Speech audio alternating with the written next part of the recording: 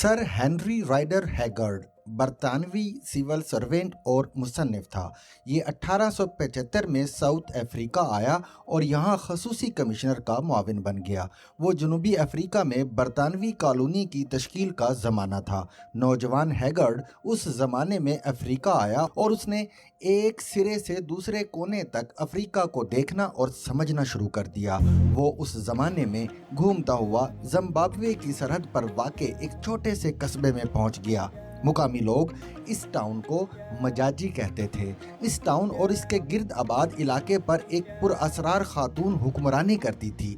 लोग इसे अपनी ज़बान में बारिश की मलिका रेन क्वीन कहते थे। लोगों का अकीदा था रेन क्वीन जब अपने घर से बाहर निकलकर रक्स करती है तो पूरे इलाके में बारिश शुरू हो जाती है।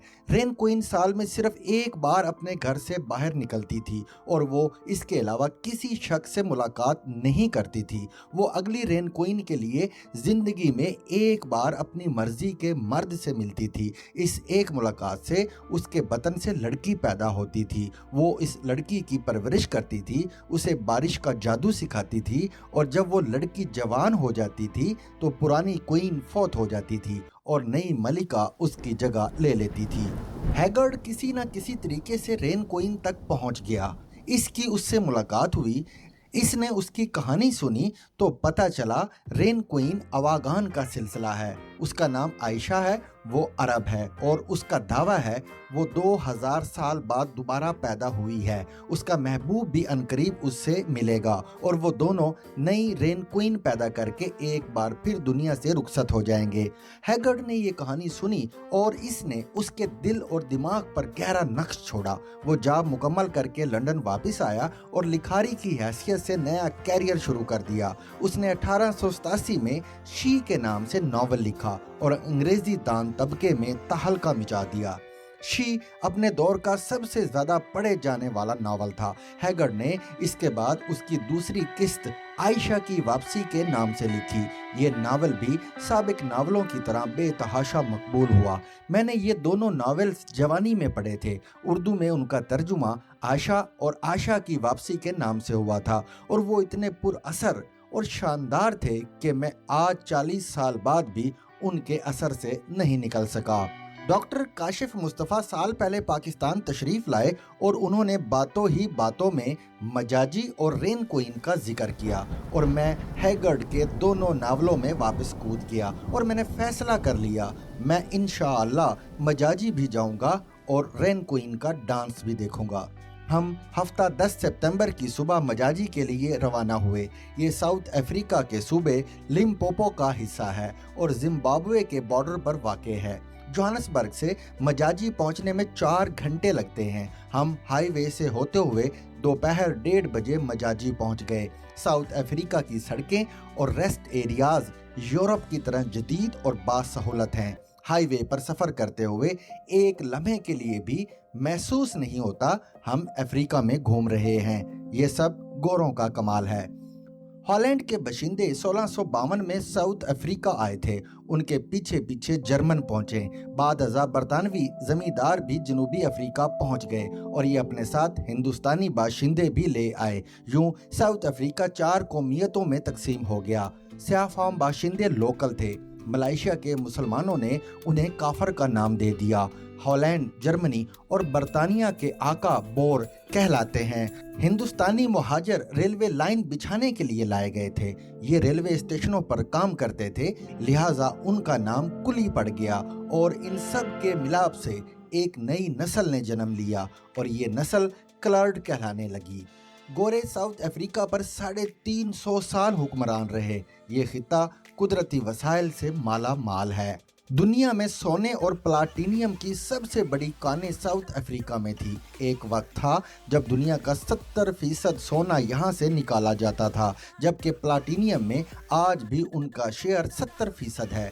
दूसरा, ज़मीन बहुत सरखेज़ है, लिहाजा गोरों ने यहाँ लाखों एकड़्स पर मुहित फार्म बनाए और ये 3 अतराफ से 2 समुंदरों बहरे हिंद और बहरे ओकियानूस में घिरा हुआ है। चुनाचे ये तवील कोस्टल लाइन का मालिक भी है और अफ्रीका का गेट भी। गोरों ने इसे जी भर कर लूटा भी और बनाया भी, लिहाजा ये आज किसी भी तरह यूरोप से कमतर दिखाई नहीं देता। इसकी फ़िज़ा और इंफ्रास्ट्रक्चर यूरोपी है, लेकिन ये मगरबी दुनिया से 16 गुना सस्ता है। ये दुनिया के चंद ऐसे मुल्कों में शुमार होता है जिसकी गोरी आबादी इनकलाब के बाद अपने मुल्कों में वापस गई और फिर चंद बरसों में वापस साउथ अफ्रीका आ गई। ये लोग बिजनेसमैन और फार्मर हैं और ये आज भी इस मुल्क की रीढ़ की हड्डी हैं। हम गोरों की बनाई हाईवे के जरिए दोपहर 1:30 बजे मजाजी पहुंचे। ये दुनिया के आखिरी कोने में एक पुरअसरार जगह थी। रेन क्वीन का महल पहाड़ी पर वाक़े है और ये बांस के पर्दे के पीछे छुपा हुआ है। वादी में क्वीन के मानने वाले रहते हैं। आखिरी क्वीन 2005 में फौत हो गई थी। उसकी बेटी इस वक्त नाबालिग और ज़ेरे तरबियत है, लिहाजा पिछले 17 बरसों से मलिका का डांस नहीं हुआ। मुकामी लोगों का दावा था रेन क्वीन वाकई खुश्क मौसम में बाहर निकलती है, मुकामी जड़ी बूटियों की धुनी मारती है, जादू पढ़ती है, रक्स शुरू करती है। चंद लम्हों में पूरी वादी पर बादल मंडलाते हैं और फिर खौफनाक बारिश शुरू हो जाती है। हमने उनसे सबूत मांगा तो उन्होंने हमें साइकैड के जंगल की तरफ भिजवा दिया। पहाड़ी के आखिरी कोने पर वाकई साइकैड का दुनिया का सबसे बड़ा ज़ख़ीरा मौजूद था। ये दुनिया के कीमती तरीन पौधों में शुमार होता है। 1 मीटर दरख्त की कीमत $1,00,000 और एक बीज $100 में फ़रोख्त होता है। साइकैड के बीज और पौधे मजाजी से बाहर नहीं ले जा सकते। हम जंगल से बाहर निकल रहे थे तो पुलिस ने हमारी गाड़ी की बाकायदा तलाशी ली।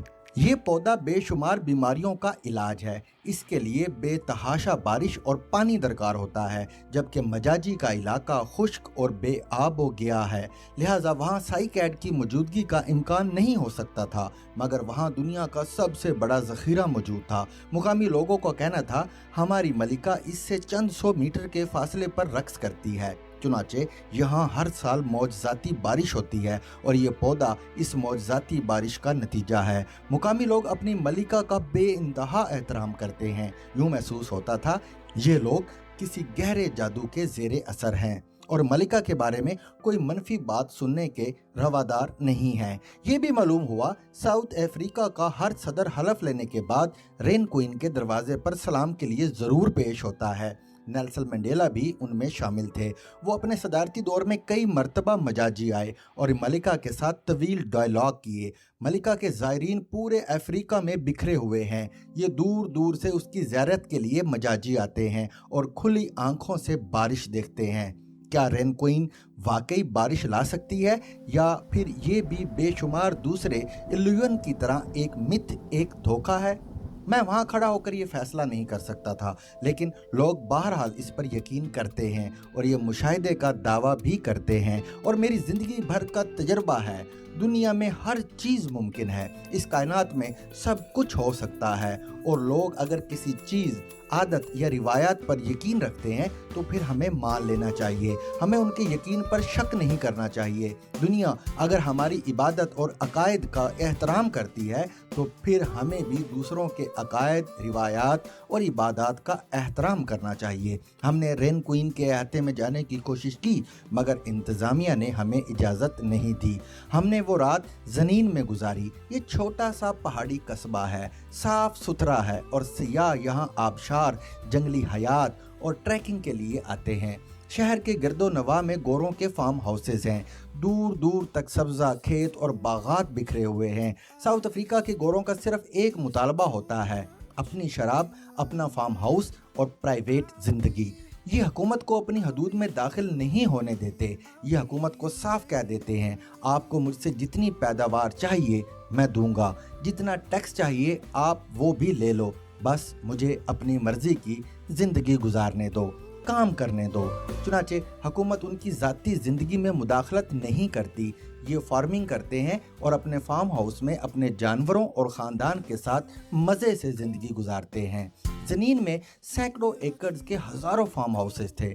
शहर में 1000 के करीब पाकिस्तानी भी थे। हम हलाल खाने की तलाश में भारतीय गुजराती मुसलमान के रेस्तोरां पर पहुंचे तो डीजी खान के 2 भाइयों से मुलाकात हो गई। ये दुनिया के आखिरी कोने में मज़े से ज़िंदगी गुजार रहे हैं, सारा दिन काम करते हैं और शाम को इमरान खान की तकरीरें सुनते हैं। उन्होंने बड़े प्यार से शिकवा किया, आप हमारे खान की मुखालफत ना किया करें, और मैंने सीने पर हाथ रखकर उनके मशवरे से इत्तफाक कर लिया। वो शाम अच्छी थी, साउथ अफ्रीका का किनारा था, गर्मी थी और फिजा में जानवरों की आवाज़ें थीं और कानों में इमरान खान के फिक्रों की गूंज थी। ओए मैं नहीं छोड़ूंगा, और हम सो गए। Watch and listen to more informative videos and Urdu, English columns. Subscribe to our YouTube channel. Zigzag News explores literature.